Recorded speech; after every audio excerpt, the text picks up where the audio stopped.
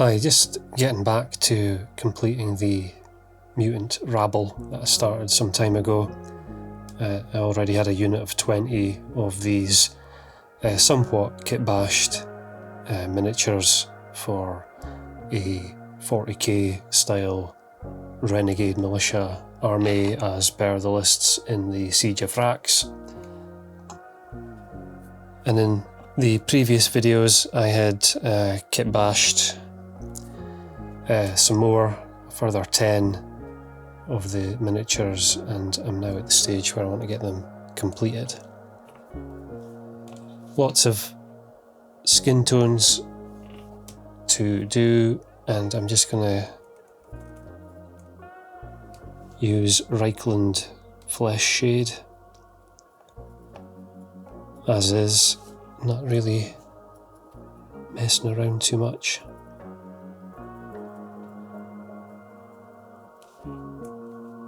To get started on painting them. The skin's the largest bit, the biggest stage in the job. I kind of regret not filming the process back when I painted the original ones, because it's actually difficult when you have a large time gap to remember exactly your process. But I seem to remember using just the kind of standard wash at the start, and that's what I'll go for. This is when I'll start to be able to tell how the little bit of green stuff that I used in some of the miniatures like this to blend different parts together, how that comes out will start to be apparent now. But I can cover up any obvious little issues with the paint once I start layering up quite a number of different source kits and models to use in putting these together, as you might have seen in the earlier videos. So they should end up being quite an interesting unit, quite a lot of character to it, and something that will be unique. Nice range of expressive faces also,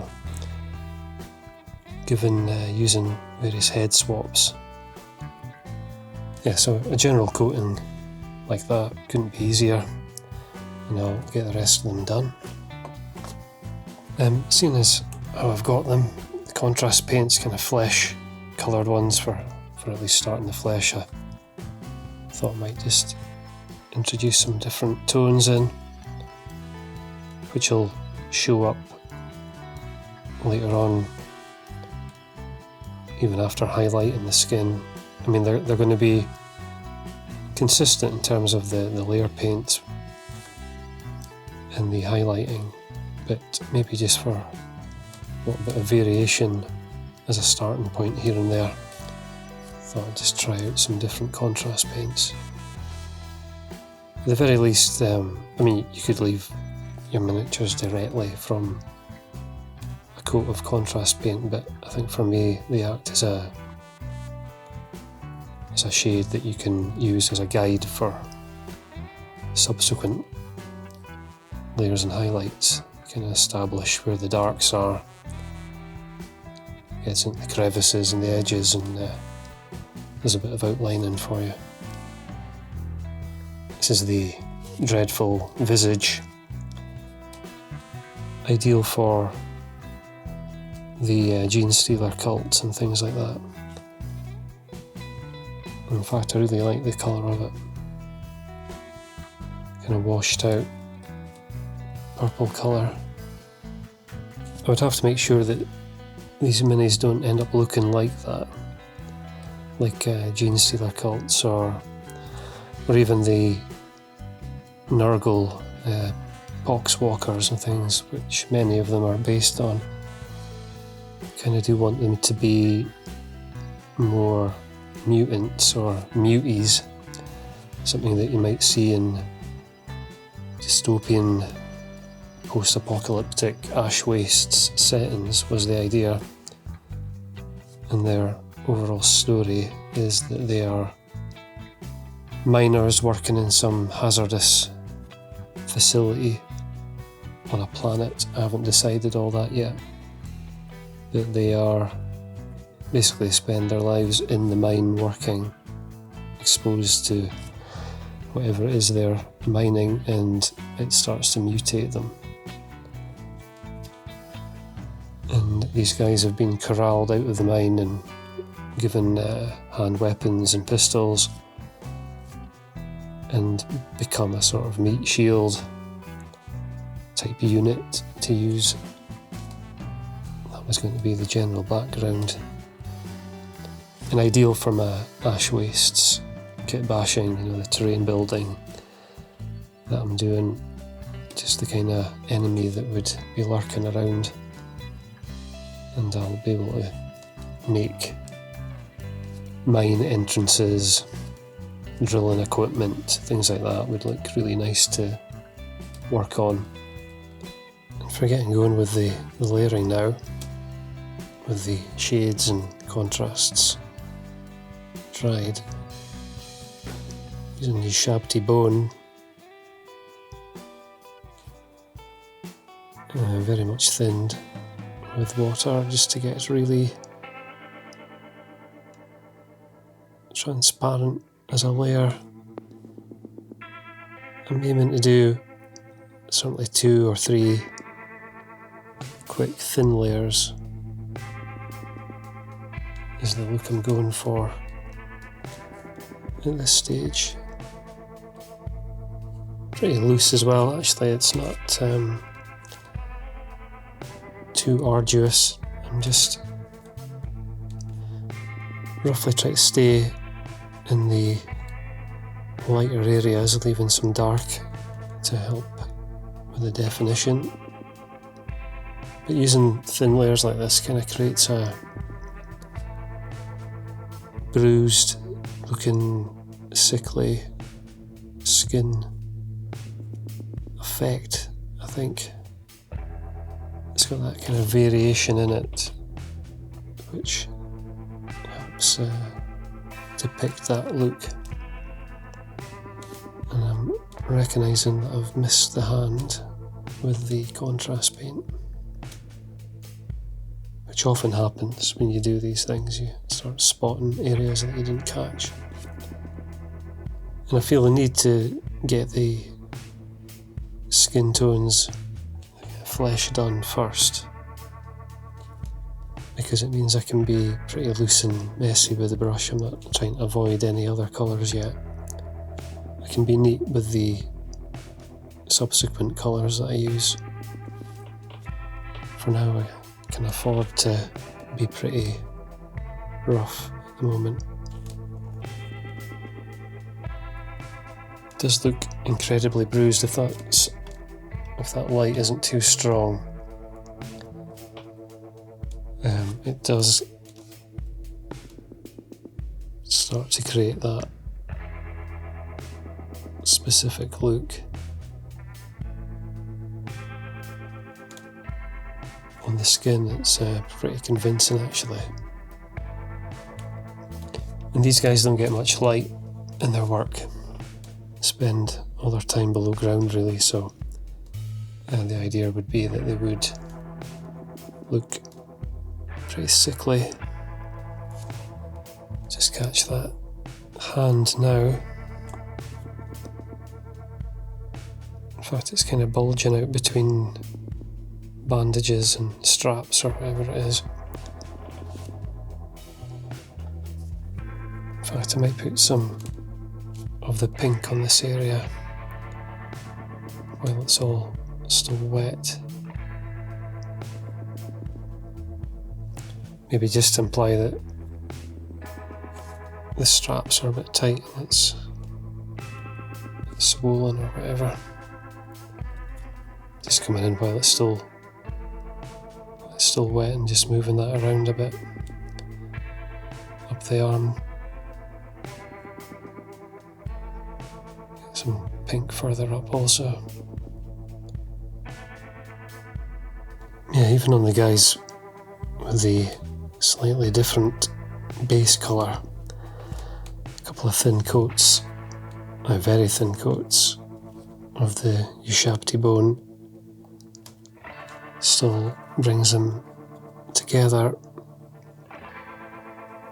and because it's thin you maintain some of the kind of blotchy shading below.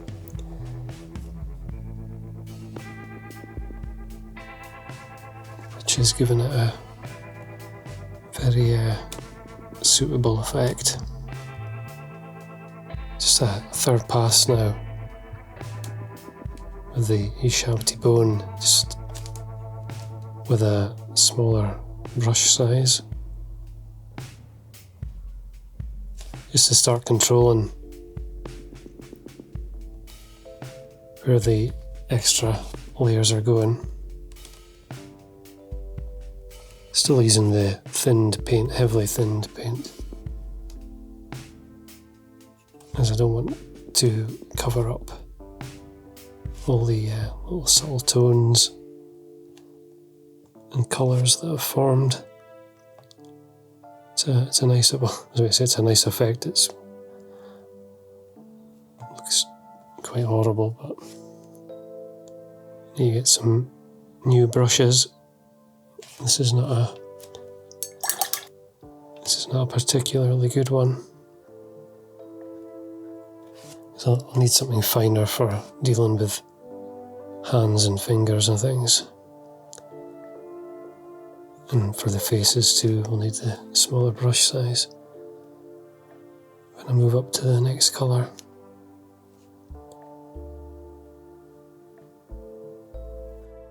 Yeah, so I've moved to the smaller brush size now. Just using some very thinned Screaming Skull.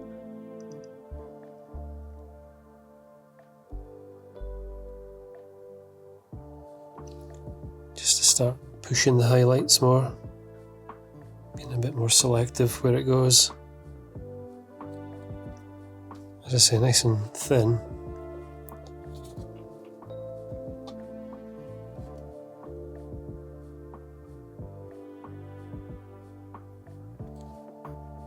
Don't really want to notice it too strongly on one pass.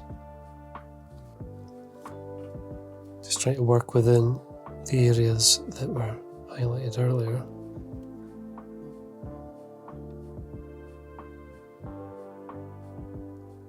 Don't want to lose that blotchy finish that is being developed.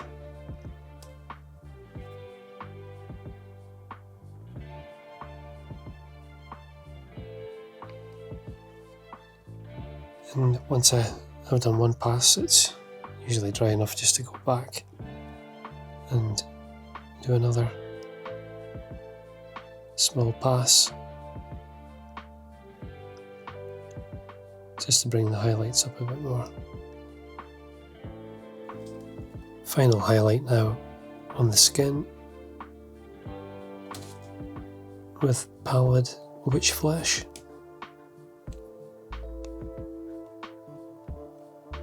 Just little bits here and there. Again, really thin down. And getting the skin finished is a big step to getting these miniatures painted overall. Probably the most significant part of it.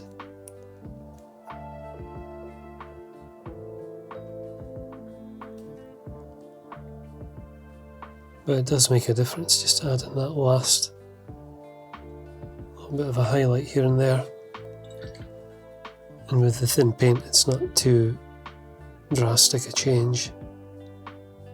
You can build it up to how bright you want it. And the Pallid Witch Flesh is good for highlighting the fingers and knuckles and things like that. Just to get a bit of white onto those. Okay, so that's the skin essentially done. Some nice tones, some variation, blotchiness. Overall rather unhealthy looking.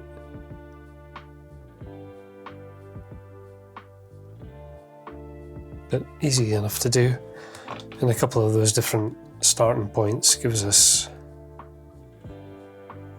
different tones overall.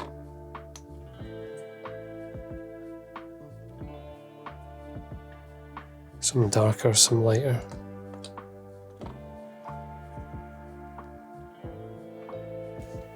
And now just working on adding a few different greys to it, to the scheme, just to get going with the detail there. Things getting a little bit more fiddly now. I do think it's nice to have a few different greys in it. You can use as metals and things.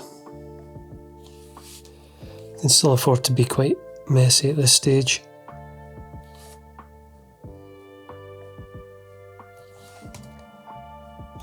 Most of these greys will need a couple of coats to get it looking smoother. Now getting on with the clothing and the nice distinctive orange and what will be yellow combo. Really helps with the cohesion of the unit to have them in a nice consistent colour scheme. I think the orange is pretty synonymous with workwear and that kind of look.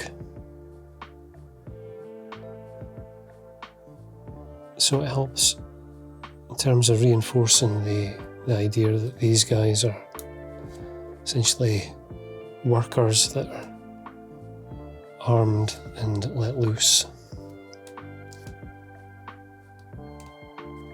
And getting through this stage, getting the base paints done, this is where the miniature starts to look far more done. Getting rid of the white bits now. And the Jukero orange is pretty good at going on in one coat. Yeah, and then some Averland Sunset for the yellow areas. And a painted armour or painted metalwork for these guys. And nice to do some chipping and weathering on. It looks quite good when you do the little bit of metal, steel type chipping on the edges. And really now just a case of going back and forth with the miniatures and spotting areas that need some colours added. And what I've been working on now is just filling in all the different greys I want to use for metal items that I can rust up later, but just as a bit of a base, using some different greys for that. Kind of getting there now in terms of the base colours. Just got some pouches and bags and things to do next.